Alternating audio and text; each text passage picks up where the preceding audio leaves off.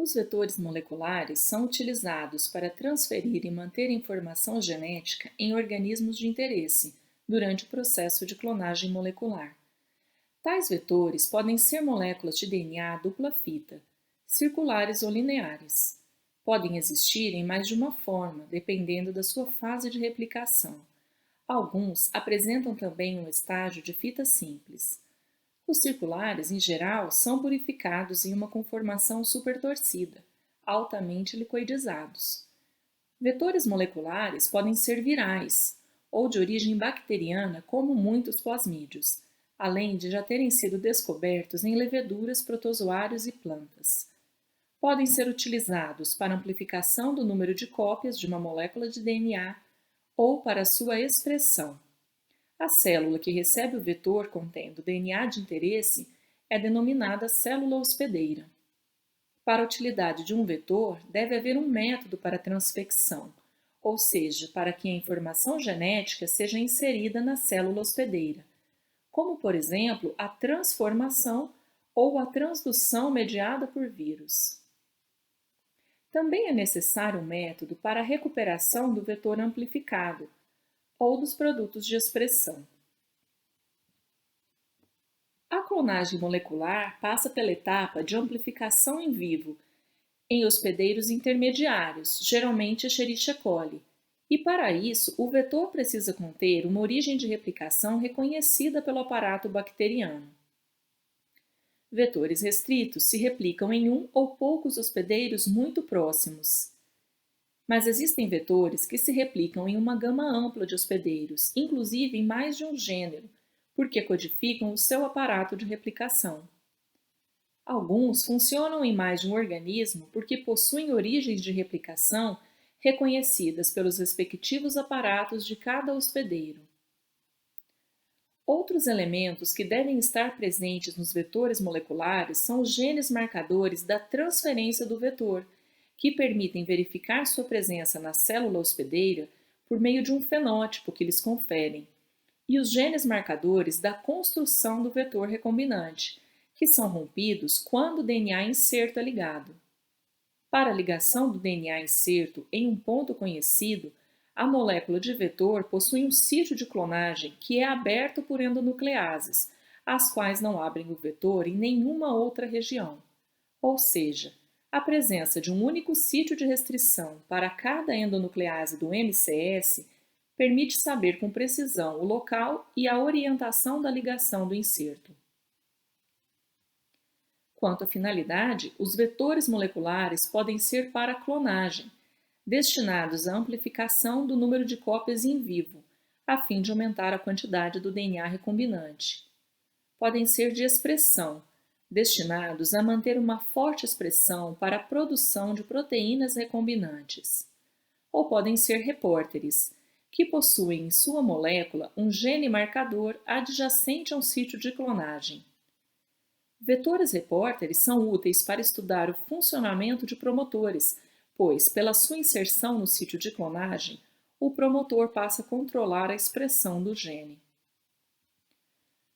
Vetores de expressão precisam conter promotores que obrigatoriamente sejam reconhecidos pelo aparato de transcrição da célula onde serão expressos, ou in vitro. Promotores dos fagos T7 e T3 de Escherichia coli e do fago SP6 de Salmonella typhimurium podem ser usados com esse objetivo. A transcrição e a tradução podem ser realizadas in vitro com a adição de reagentes que incluem tampão, cofatores e substratos da RNA polimerase que será utilizada. O molde para a transcrição pode ser um produto de PCR ou um vetor contendo um gene ligado, em sua forma circular ou linearizado. O RNA, além de ser transcrito, pode ser traduzido in vitro, quando na mesma reação é adicionado extrato de células que foram lisadas para fornecer o aparato de tradução, ribossomos, RNAs transportadores, proteínas auxiliares e aminoácidos. É preciso adicionar mais aminoácidos e os nucleotídeos que geram energia para o processo. Para que os ribossomos possam realizar a tradução de genes procariotos, o RNA mensageiro deve conter uma sequência chamada Shine-Dalgarno, que é reconhecida pelo RNA ribossômico 16S. Em um sistema de transcrição-tradução de DNA eucarioto, o RNA mensageiro deve conter uma capa 5' para que o ribossomo possa se posicionar, assim como uma cauda poli-A. Para que o códon de início seja reconhecido pelo ribossomo eucarioto, deve estar localizado no interior de uma sequência específica, chamada COSAC. Os sistemas de expressão in vitro para genes eucariotos devem conter elementos para adição da capa e/ou sequências AIRES, da sigla em inglês que significa sítio interno para a entrada do ribossomo, localizada upstream ao gene clonado e abaixo do sítio de início da transcrição. Essa sequência, proveniente de mecanismos virais, auxilia na ligação do ribossomo e permite sua associação e o início da síntese proteica, independente da capa 5' do RNA. Os vetores também contêm sequências downstream ao sítio de clonagem, para que durante a transcrição seja adicionada cauda poli-A ao RNA mensageiro, além de terminadores da transcrição. A expressão em vivo é uma alternativa melhor quando se deseja a produção de proteínas em larga escala. Nesse caso, é necessário ligar aos vetores os promotores do organismo que funcionará como fábrica molecular. Promotores de Escherichia coli, como o do operon de tetraciclina, podem ser utilizados para expressão controlada, em função da quantidade de antibiótico adicionada ao meio. Promotores dos operons de lactose e de arabinose podem ser induzidos por IPTG e por arabinose, respectivamente, fornecendo um meio de controlar o estado de repressão ou indução do gene ligado a um desses promotores. É possível realizar a expressão in vivo em sistemas eucariotos. O promotor AOX do gene codificador da enzima alcooxidase de Jefferson-Stipitz é o mais utilizado em vetores de expressão para essa levedura, que produz etanol a partir de hidrolisados de biomassa vegetal ricos em pentoses. Este promotor, que é induzido por metanol, já sofreu modificações para aumentar a magnitude da expressão sustentada. Promotores podem funcionar em espécies próximas. Por exemplo, foi demonstrado que o promotor do gene Alchiade Aspergillus nidulans, induzido por álcoois, também funciona para expressão gênica em Aspergillus fumigatus. E promotores como o do vírus SV40 ou o CMV do citomegalovírus humano podem ser utilizados para expressão em diferentes células de mamíferos, inclusive para a produção de hormônios ou anticorpos em células ovarianas de hamster e em células HeLa, oriundas de câncer cervical humano. A expressão em hospedeiros eucariotos, particularmente em mamíferos, pode ser melhorada pela inserção de sequências aumentadoras da transcrição e pela adição de introns ao construto de DNA. Uma forma de se obter expressão duradoura é a integração dos vetores no genoma eucarioto. Plasmídios já foram descobertos em procariotos, leveduras, fungos, protozoários e plantas. Como vimos, a partir dos plasmídios naturais de procariotos, foram construídos plasmídios artificiais com características melhoradas, inclusive o sítio múltiplo de clonagem, genes marcadores da transferência de DNA, da ligação do DNA incerto, promotores para expressão in vivo e in vitro e mais de uma origem de replicação. Dependendo da origem de replicação, o plasmídio pode se manter em alto ou baixo número de cópias, replicando-se independente do cromossomo hospedeiro. Porém, a taxa de replicação flutua em resposta a sinais celulares. Um deles é a replicação do cromossomo bacteriano, que sinaliza que o vetor precisa se multiplicar para ser passado para as células filhas. O limite de clonagem de um plasmídio costuma ser de aproximadamente 10.000 pares de bases, quando muito, exceto grandes plasmídios de cópia única, como o fator F da conjugação, utilizado para a construção de cromossomos artificiais de bactéria. Quando se pensa em construir uma biblioteca de DNA eucarioto, é inviável utilizar plasmídios. Existem outros vetores capazes de acomodar segmentos de DNA de maior tamanho.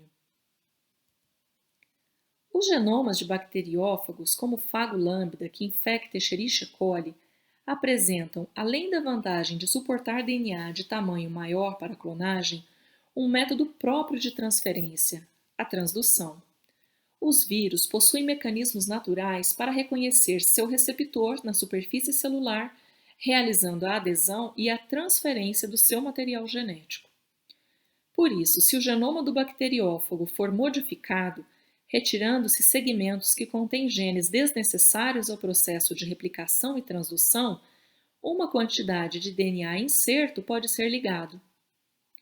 O fago lambda possui genes cujos produtos atuam no ciclo lisogênico, os quais medeiam a inserção do fago no genoma hospedeiro, um fenômeno indesejável, visto que depois inviabiliza a recuperação do vetor viral recombinante produzido na célula bacteriana.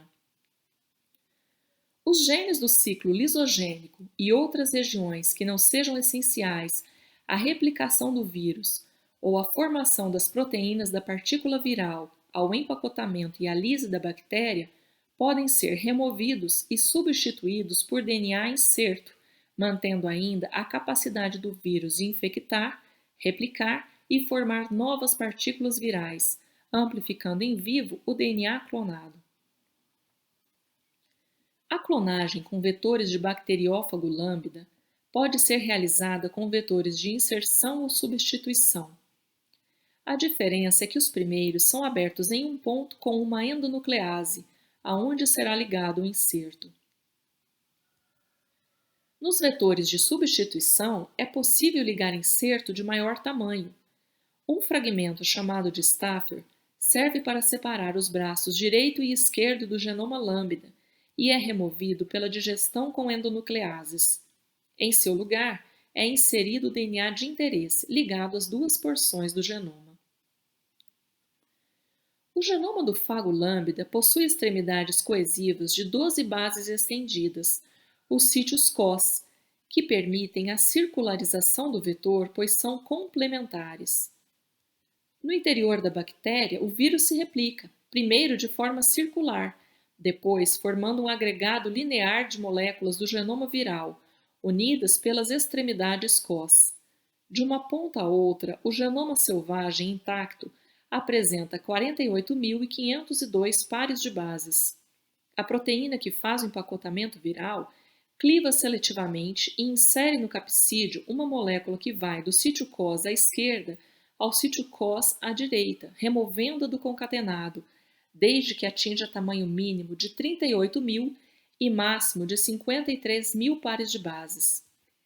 Como pode ser removido um segmento central do genoma, não essencial ao ciclo lítico, um vetor derivado do bacteriófago lambda pode suportar até cerca de 20.000 pares de bases sem interferir com o empacotamento ou com o ciclo lítico. A montagem das partículas virais recombinantes é feita in vitro com extratos de Escherichia coli de linhagens diferentes, cada uma contendo o genoma do bacteriófago modificados em genes particulares necessários ao empacotamento. Como o genoma viral está inserido no genoma bacteriano, as linhagens são denominadas lisogênicas. Lisogênicos deficientes no gene que codifica a proteína E não produzem as cápsulas virais. Lisogênicos deficientes no gene que codifica a proteína D produzem as cápsulas, mas não fazem o empacotamento. Em nenhuma dessas linhagens é possível a formação de partículas virais, mas se forem cultivadas separadamente e suas células forem rompidas, liberando o conteúdo, os extratos celulares podem ser misturados in vitro ao vetor viral recombinante, contendo o DNA de interesse. Desse modo, partículas virais podem ser empacotadas in vitro e depois utilizadas para transdução em uma terceira linhagem de Escherichia coli, na qual os vírus recombinantes serão replicados juntamente com o DNA clonado. Uma vantagem dos vetores de bacteriófago lambda é que apresentam uma seleção durante o empacotamento, pois aqueles que não possuem o inserto não terão o tamanho mínimo para formar uma partícula viral. Cosmídeos são plasmídeos nos quais foram inseridas as extremidades cos do fago lambda. Apresentam um formato circular e contêm como os plasmídeos dos quais são formados origens de replicação, sítios de clonagem e os genes marcadores da transferência de DNA e da ligação de inserto ao vetor. A ligação do inserto é feita no sítio de clonagem seguindo os mesmos passos utilizados para a clonagem em plasmídeos. Abertura do vetor com endonucleases e ligação do inserto com a DNA ligase. A transferência do vetor cosmidial pode ser feita de duas maneiras: por transformação, como se faz com plasmídeos, utilizando células bacterianas preparadas para captar moléculas de DNA a partir do meio externo, com auxílio de choque de calor ou por eletroporação. Também podem ser transferidos por transdução, como partículas virais empacotadas in vitro, já que os cosmídeos possuem sítios cos e, uma vez concatenados, podem ser adicionados a extratos lisogênicos de E. coli, que produzem as proteínas que formam o vírus e que fazem a inserção de DNA em seu interior. Considerando que os cosmídeos possuem um tamanho variável entre 4 a 6.000 pares de bases, para se alcançar o tamanho máximo possível de empacotamento em partículas do fago lambda, podem ser clonados insertos de mais de 40.000 pares de bases, um aumento considerável em relação aos plasmídeos. Porém, uma vez inseridos na bactéria hospedeira, sua replicação será como a dos plasmídeos, sem produção de vírus, já que não contém nenhum gene viral. Assim, a recuperação desses vetores também é feita pela lise das bactérias em solução alcalina contendo detergente. Os cromossomos bacterianos artificiais apresentam como vantagem a capacidade de conter DNA ligado de até 300.000 pares de bases. Os mais comuns são derivados do plasmídio F, também conhecido como plasmídio da conjugação ou plasmídio da fertilidade, o plasmídio de Escherichia coli. São adequados para a construção de bibliotecas genômicas por suportarem inserto de tamanho elevado de peso molecular. Além disso, podem ser mantidos no interior da célula bacteriana em sua forma circular e independente do cromossomo principal, o que facilita a recuperação do DNA clonado.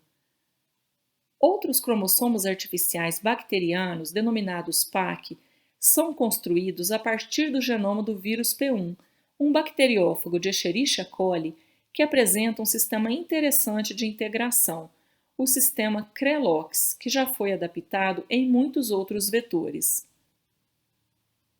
A transferência dos cromossomos bacterianos artificiais pode ser por eletroporação e, no caso dos derivados do bacteriófago P1, também pela formação de partículas virais recombinantes. A descoberta de que Saccharomyces cerevisiae continha DNA plasmidial abriu caminho para a clonagem e inserção de funções gênicas nessa levedura. A partir de seus vetores naturais, foram desenvolvidos outros artificiais, como os plasmídios centroméricos, que possuem sequências de replicação autônoma, e centrômeros, nos quais se assentam proteínas de ligação ao fuso mitótico, fazendo com que esses vetores atuem como mini-cromossomos. Os vetores epissomais de levedura são construídos pela inserção de origem de replicação bacteriana, gene marcador para seleção em bactéria e genes marcadores para seleção no hospedeiro final, Saccharomyces cerevisiae. São, portanto, vetores do tipo shuttle ou de transporte, pois podem ser replicados em Escherichia coli para depois serem introduzidos na levedura. Os vetores de integração em levedura possuem, além das características dos vetores de integração ectópica, sequências de homologia com regiões no genoma, de modo que sua integração é dirigida para esses pontos por recombinação homóloga. Os cromossomos artificiais de levedura contêm, além da região centromérica, sequências teloméricas que permitem que funcionem linearizados e apresentando dois braços separados pela região central. Marcadores nos plasmídeos e cromossomos artificiais de leveduras geralmente são genes que restauram funções metabólicas perdidas pelas linhagens de leveduras hospedeiras, por exemplo, a síntese de uracila, leucina, histidina ou triptofano, denominados marcadores alquisotróficos. Outros marcadores permitem a seleção por meio da presença de um gene supressor, que abrange o sítio de clonagem. No vetor intacto, o gene supressor codifica uma proteína repressora, que reprime uma mutação presente em linhagens de levedura que produzem o pigmento vermelho. Quando o inserto é ligado ao vetor, o gene supressor é rompido e a proteína repressora não é produzida. Desse modo, a levedura continua a produzir o pigmento vermelho e forma uma colônia com essa coloração, facilitando a seleção dos clones recombinantes ao invés das colônias brancas, que possuem o vetor vazio, sem inserto.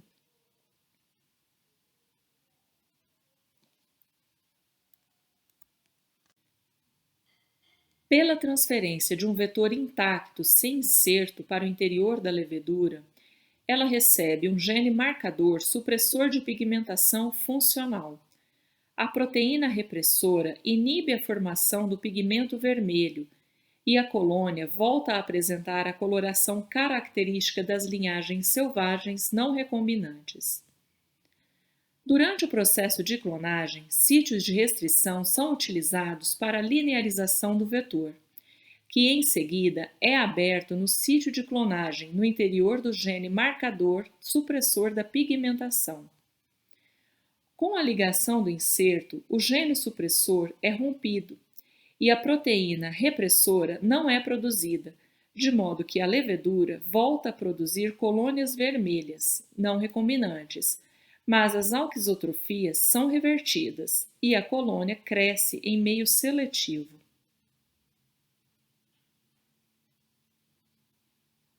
A construção de plasmídeos para transferência em fungos filamentosos requer que sejam inseridos genes marcadores dos hospedeiros finais, sejam reversores de alquisotrofias, como o gene RGB de Aspergillus nidulans, utilizado para complementar funções em linhagens deficientes na produção de arginina, ou codificadores de proteínas fluorescentes ou genes que conferem resistência, por exemplo, a benomil, um inibidor do citoesqueleto de microtúbulos.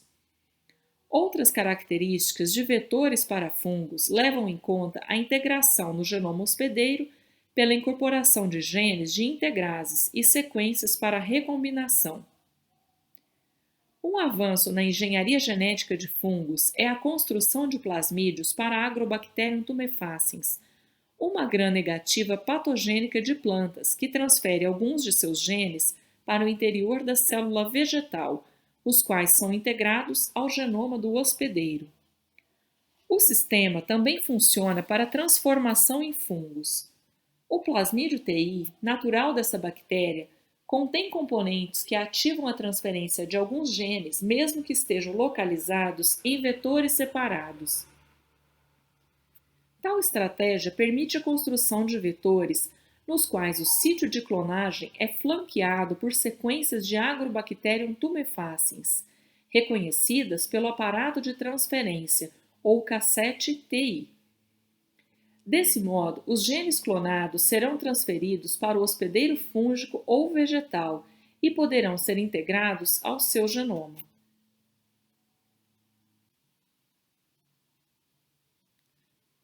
Cromossomos artificiais humanos que possuem cinetocoros funcionais abriram perspectiva para a transferência e manutenção de genes úteis à terapia gênica, contornando os problemas de reações imunológicas associados aos vetores virais.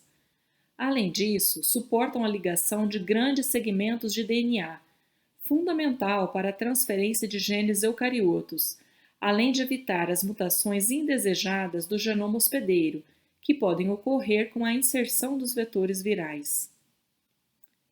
Alguns cromossomos artificiais humanos foram derivados dos cromossomos naturais, como X, Y, 14, 17, 21 e 22. Contém DNA satélite centromérico, que é necessário para a estabilidade da informação quando inserida na célula de mamíferos, e também possuem extremidades teloméricas de cromossomos humanos. Se não forem inseridas as sequências dos telômeros, os cromossomos podem ser utilizados em uma forma circular. Vão conter sequências de cromossomos artificiais de levedura e de bactéria, a partir dos quais são construídos e porque utilizam essas células como hospedeiras intermediárias durante a clonagem. O DNA centromérico permite a formação de cinetocórios, um agregado de proteínas que se liga ao fuso mitótico durante a divisão celular, para que as células filhas recebam uma cópia cromossômica. Assim como os cromossomos naturais, os cromossomos artificiais de mamíferos precisam de centrômeros e cinetocórios funcionais para sua correta segregação e transmissão. Uma forma de se produzir os cromossomos artificiais humanos é preparar primeiro um segmento contendo as sequências de DNA satélite dos centrômeros, denominado alfoide, com sequências para a ligação de proteínas do cinetocoro. Tais segmentos vão formar o centrômero do cromossomo artificial. Nos centrômeros podem ser incluídas regiões operadoras de promotores bacterianos, como o do operon de tetraciclina. Este operon pode ser induzido a uma alta expressão por proteínas ativadoras ou pode ser silenciado por meio de repressores. Os centrômeros são construídos agregando essas sequências, primeiro como cosmídeos, semelhante à replicação do fago lambda. Depois, no interior de células de leveduras, o arranjo final aumenta em tamanho e adquire sequências de cromossomos artificiais de bactérias e de leveduras, contendo sítios de recombinação como LOX, derivado do bacteriófago P1 de Escherichia coli. Em células humanas, os arranjos são unidos formando uma estrutura circular maior. Além dessa estrutura central que vai formar o cromossomo artificial humano, é montada à parte a estrutura de um vetor de recombinação mediada por transfecção, ou TAR, ao qual será ligado o gene de interesse.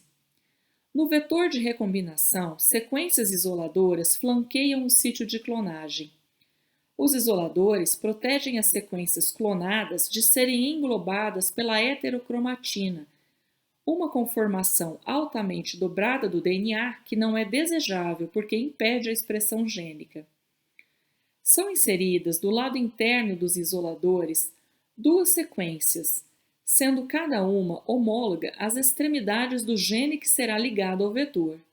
Isso facilita a inserção do gene por recombinação de suas extremidades 5' e 3'.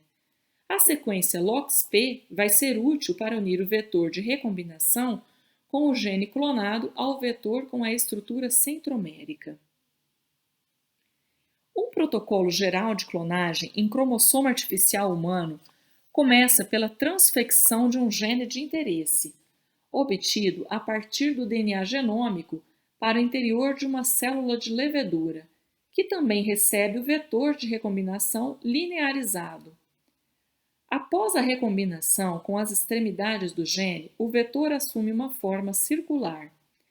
Este é transferido para células bacterianas por eletroporação e as moléculas do vetor são replicadas, recuperadas e purificadas. Depois são transferidas para células ovarianas de hamster, onde ocorre a ligação do vetor com os centrômeros, no vetor que já contém o gene de interesse ligado. A inserção é feita pela recombinação mediada pela recombinase CRE e sequência LOX, um sistema adaptado do bacteriófago P1 de Escherichia coli. Finalmente, a transferência é feita para células humanas a partir das células de hamster.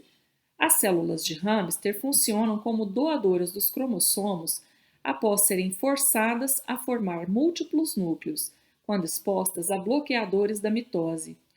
Os núcleos são removidos com auxílio de drogas que rompem o citoesqueleto de actina, como citocalasina A, e depois são forçados à fusão com as células recipientes finais. Na biotecnologia de mamíferos, os cromossomos artificiais contribuem para a clonagem de grandes genes ou de grupos de genes para as vias bioquímicas inteiras, para a produção de proteínas recombinantes com função terapêutica, para a terapia gênica, para a produção de vacinas moleculares e para os estudos de oncogenes e de fármacos que induzem instabilidade cromossômica em células cancerígenas.